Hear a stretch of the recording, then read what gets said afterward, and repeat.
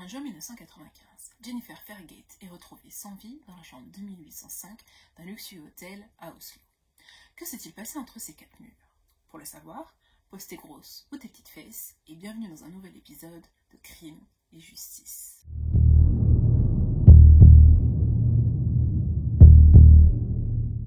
Le 31 mai 1995, peu après 22h30, Jennifer Fairgate s'enregistre au Plaza Hotel, qui est à cette époque un des plus luxueux hôtels d'Oslo en Norvège. Le 3 juin 1995, soit 3 jours après l'arrivée de Jennifer, Evie, la réceptionniste, se rend compte que Jennifer n'a fourni aucune information bancaire lui permettant de procéder au règlement de la chambre.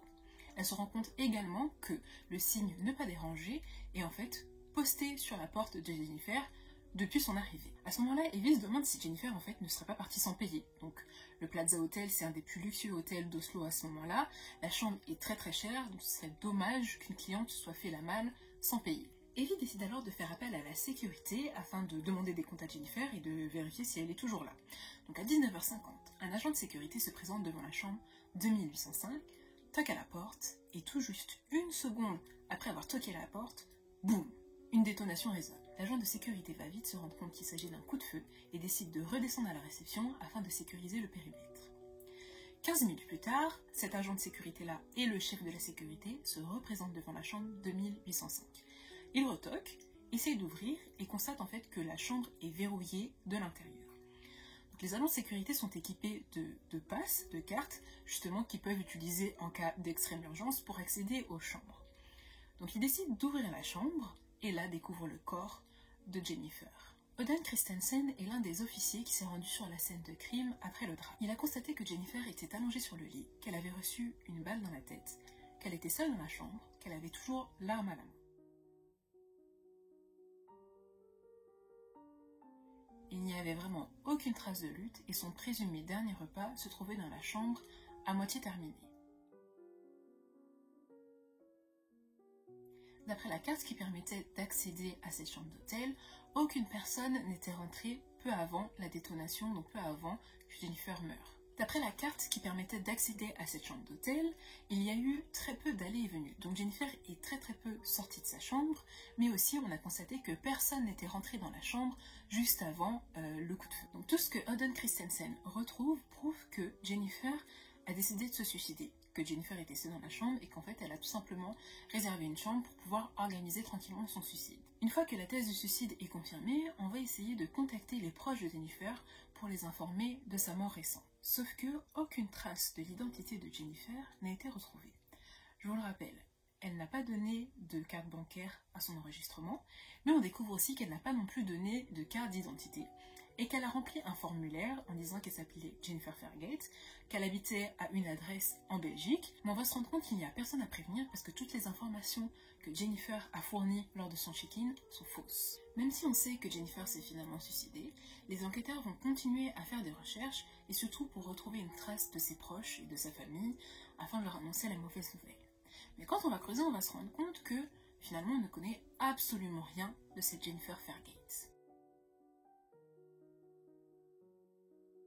L'analyse de la chambre par les enquêteurs a démontré que Jennifer était seule.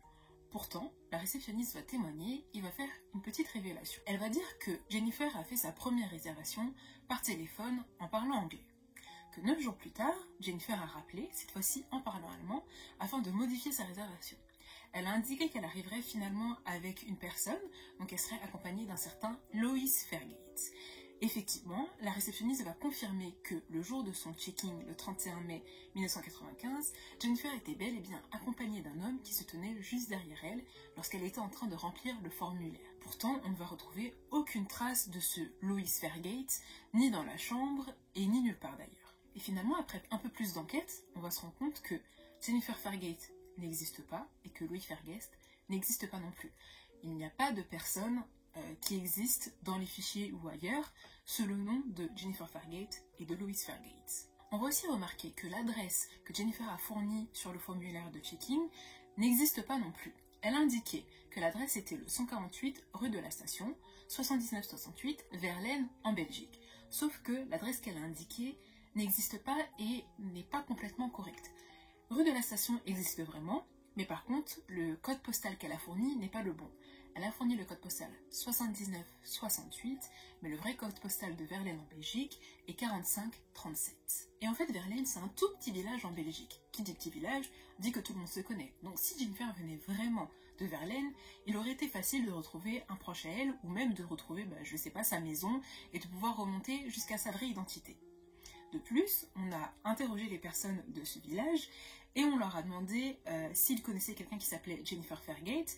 On leur a aussi montré une photo de Jennifer Fairgate et un des habitants a même fait une remarque un peu particulière et il a dit « Vous savez, les personnes qui ont ce type d'apparence-là ne viennent pas d'un petit bled paumé comme Verlaine. » À l'époque, on a même lancé des recherches Interpol pour essayer de retrouver une trace de cette fameuse Jennifer Fairgate ou au moins de retrouver sa vraie identité, mais ça n'a jamais rien donné parce que personne n'a déclaré Jennifer Fairgate comme étant disparue ou autre chose. Dans sa chambre d'hôtel, on n'a pas non plus retrouvé beaucoup d'effets personnels. Donc déjà, elle n'avait aucune affaire de toilette. Donc pas de brosse à dents, pas de gel douche, etc.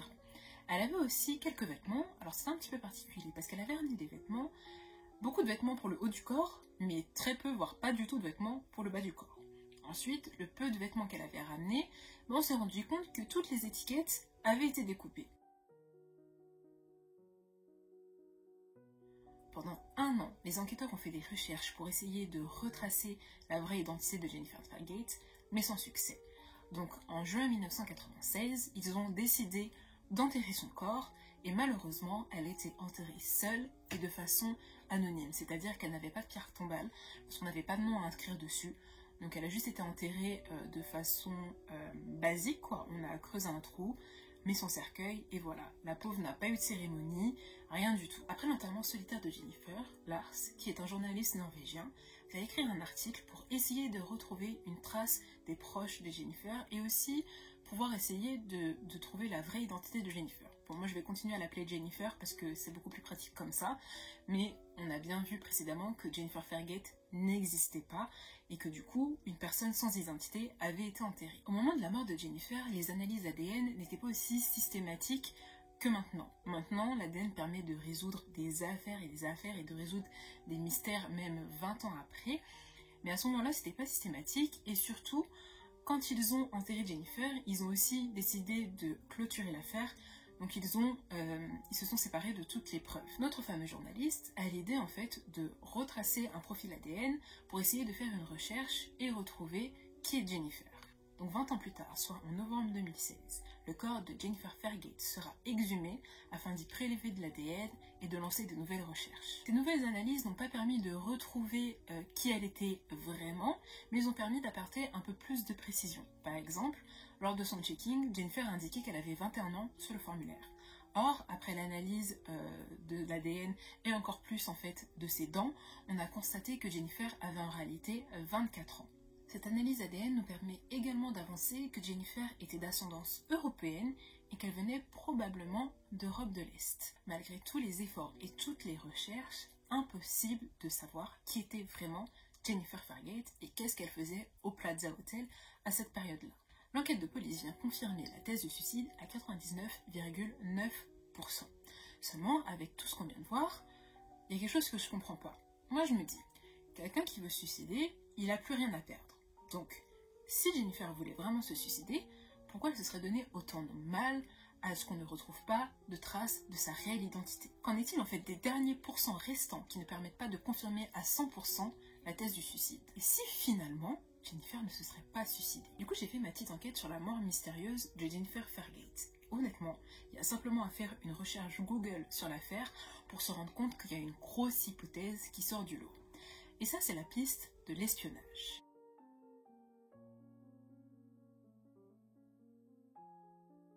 Donc, il paraît que notre fameuse Jennifer Fairgate pourrait être mêlée au service du renseignement d'un gouvernement.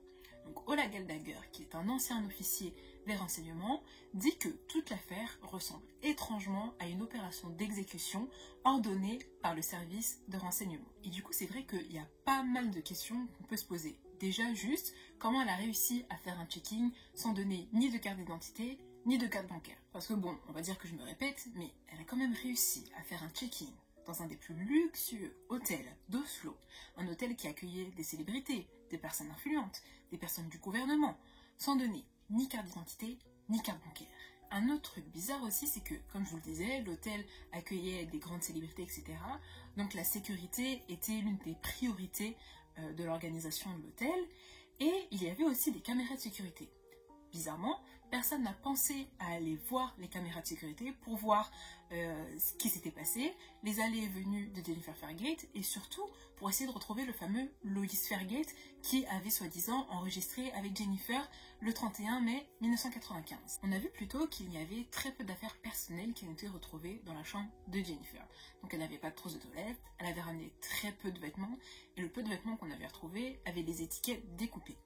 Selon Ola, c'est une pratique très courante des renseignements de découper les étiquettes des vêtements des victimes, et en fait ça permettrait de ne pas remonter à un pays et de brouiller un maximum les pistes. On a aussi analysé les données de la carte d'accès à la chambre de 1805. Une petite précision sur cette carte, c'est que on est capable de dire à quel moment quelqu'un est rentré dans la chambre et à quelle heure, mais on est incapable de dire quoi que ce soit sur les sorties. Donc on ne sait pas en fait à quelle heure quelqu'un pourrait être sorti de la chambre. Donc Jennifer est rentrée pour la première fois le 31 mai 1995 à environ 22h30.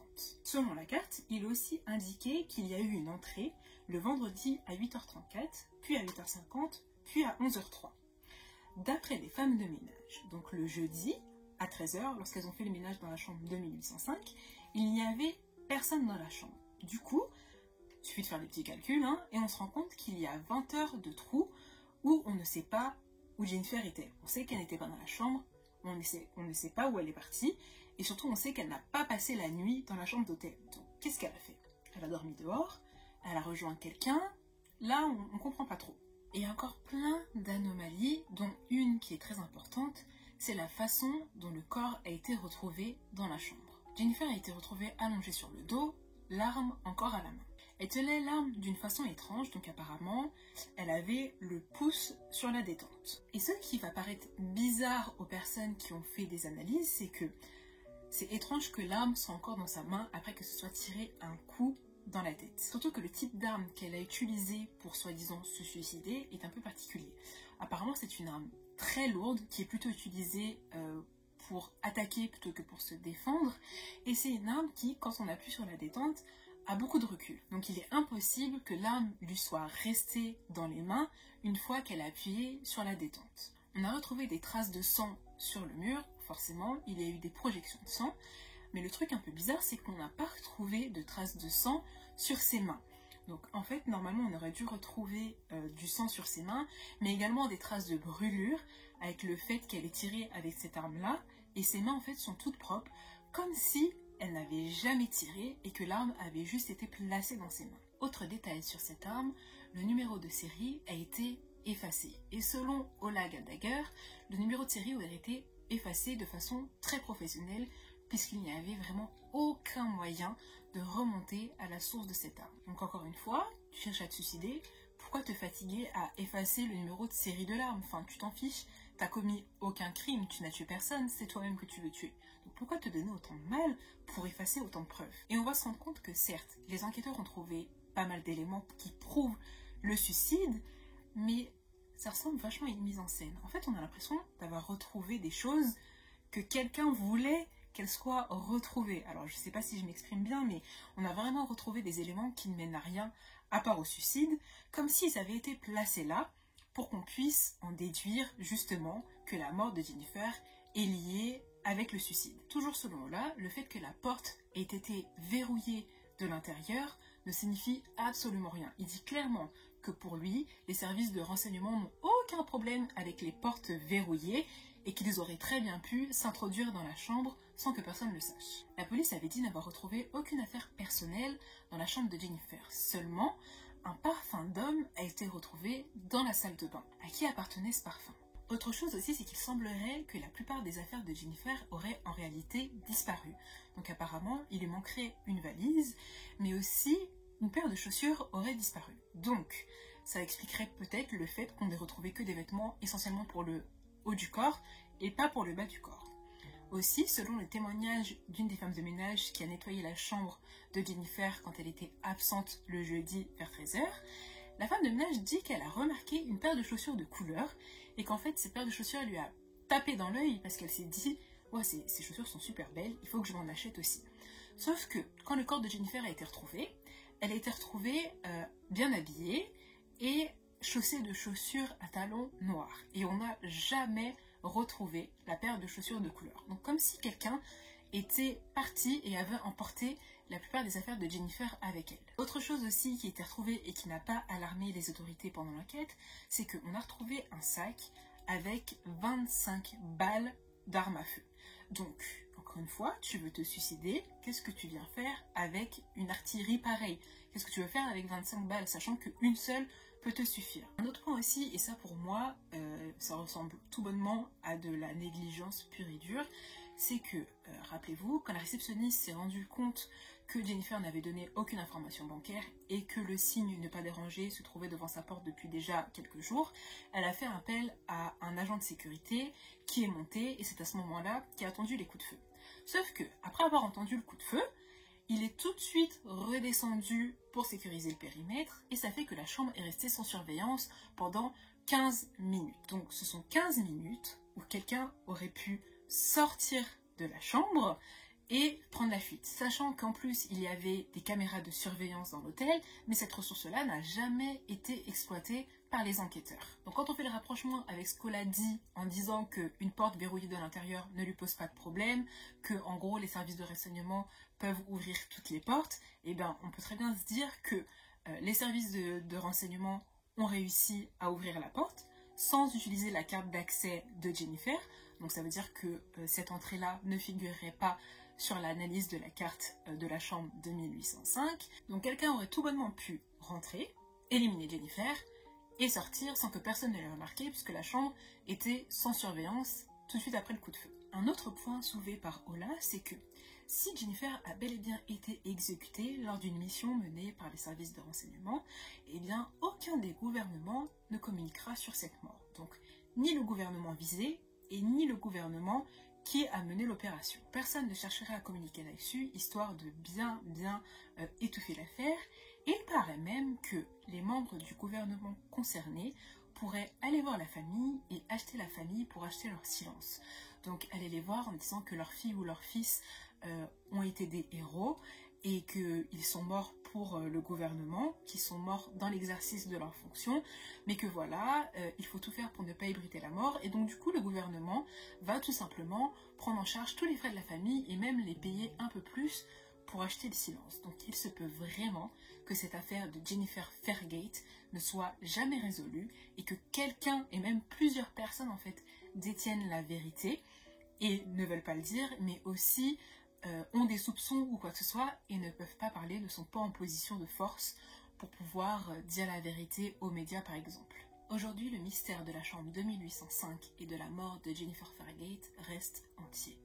Selon vous, qui était Jennifer? Juste une personne qui voulait simplement mettre tranquillement fin à ses jours ou une espionne qui était victime du gouvernement pour lequel elle travaillait ou le gouvernement adverse? N'hésitez pas à vous lâcher, à donner votre avis. Et si vous avez à tout hasard la moindre information sur l'affaire de Jennifer, sait-on jamais, vous pouvez écrire à jennifer@vg.no.